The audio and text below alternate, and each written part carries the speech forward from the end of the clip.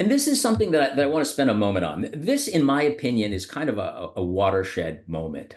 So I think when history is written about UEFI firmware, this date, August 3rd, 2023, which is not even a year ago, is going to be, I think, the time when UEFI really came up from the government's perspective. So in August 3rd, 2023. CISA, for those of you that are not familiar, it's a cybersecurity and infrastructure security agency, U.S. federal agency that's really there for cyber defense. Issued this warning, and I'm quoting directly from if you were to click on the blog post down here, which I would encourage everybody to read. If you just go to Google and type in CISA UEFI, it'll come up.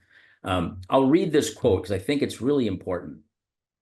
So adversaries have demonstrated that they already know how to exploit UEFI components for persistence, and they will only get better with practice.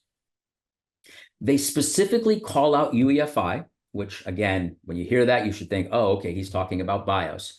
And if you read this blog, they mention the term UEFI, or the acronym UEFI, 42 times in that post. So this is squarely focused on that. And this is them basically saying, look, all you MSPs out there, IT professionals all around the world, you've got to pay attention to UEFI because the hackers are coming. And if you're not ready, we all know what happens. And then I want to key in on one word that they use here. It's persistence. They use that word very deliberately. And the reason is because one thing that's so pernicious about UEFI or BIOS attacks is that you could reload the operating system, right? You could reload Windows. You could even pull the hard drive out and put in a new one.